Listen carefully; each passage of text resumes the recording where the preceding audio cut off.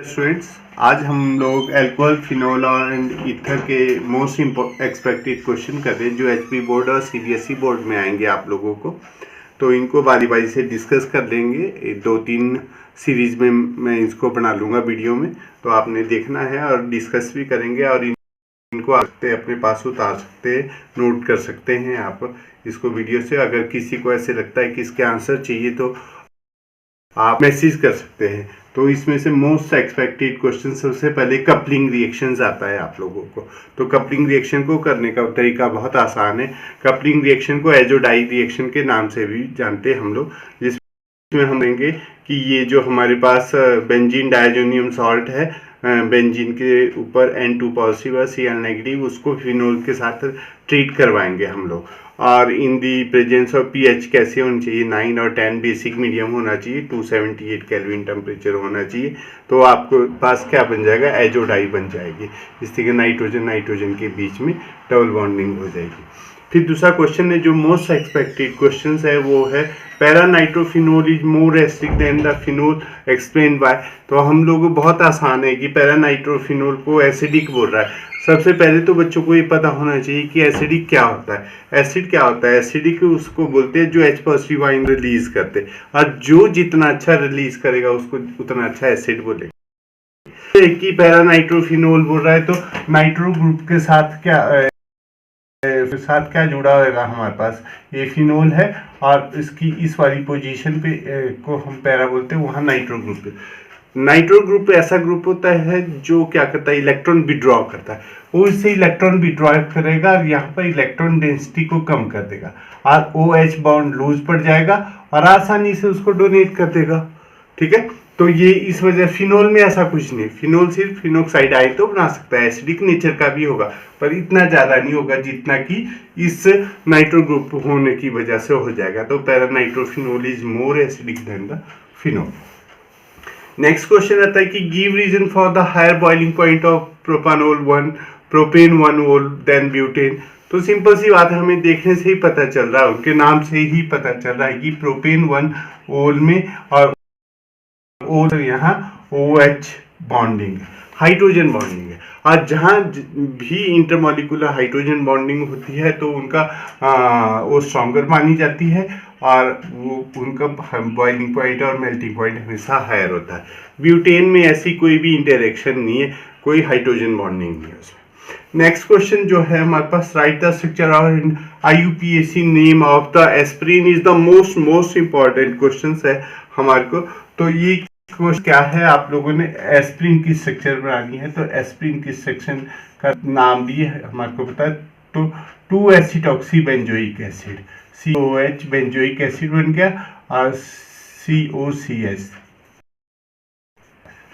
ठीक है, COCH3 और तो एसिडॉक्सी, अच्छा OCOCH3 लगेगा। ठीक है, तो ये हमारे पास 2 एसिटॉक्सी बेंजोइक एसिड बन गया, एस्प्रिन का नाम भी है ये।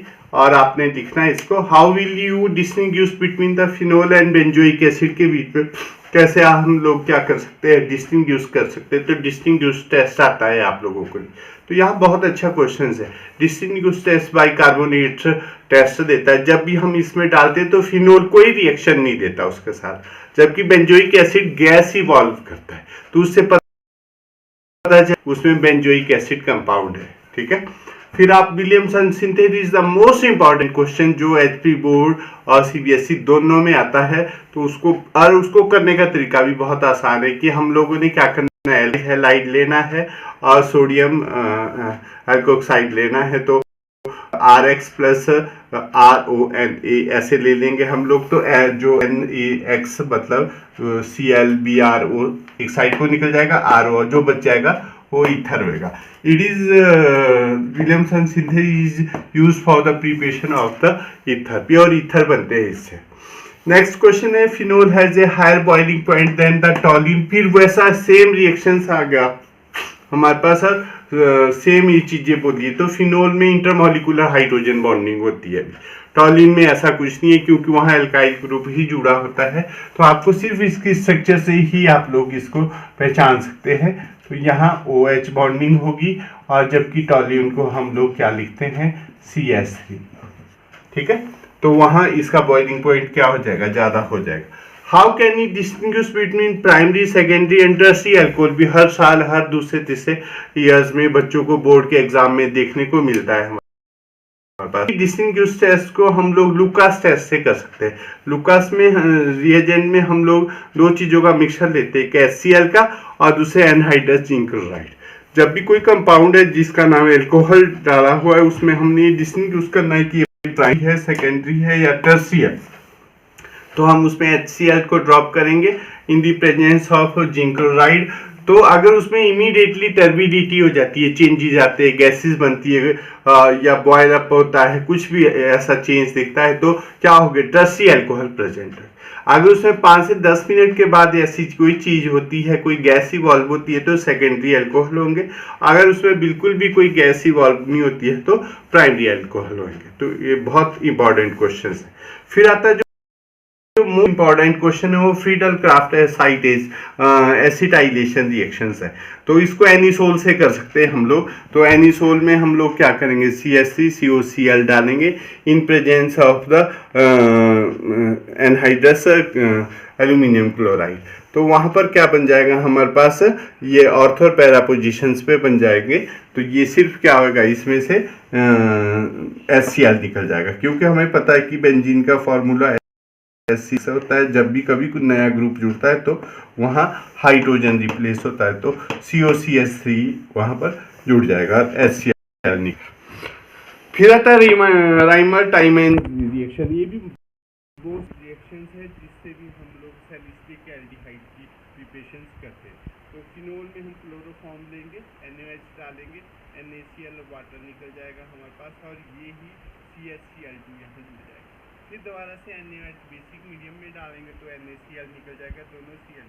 तो इसकी जगह OH आएगी, तो CHOH ट्वाइस ONA ऊपर। फिर वाटर रिमूव हो गया तो CHO बच जाएगा, तो CHO यहाँ। हमें Na नहीं चाहिए तो हम डाइल्यूट HCl डालेंगे इसमें, तो NaCl निकल जाएगा, H वहाँ पर निकल जाएगा। ठीक है, तो ये सैलिसिलिक एल्डिहाइड बन गया।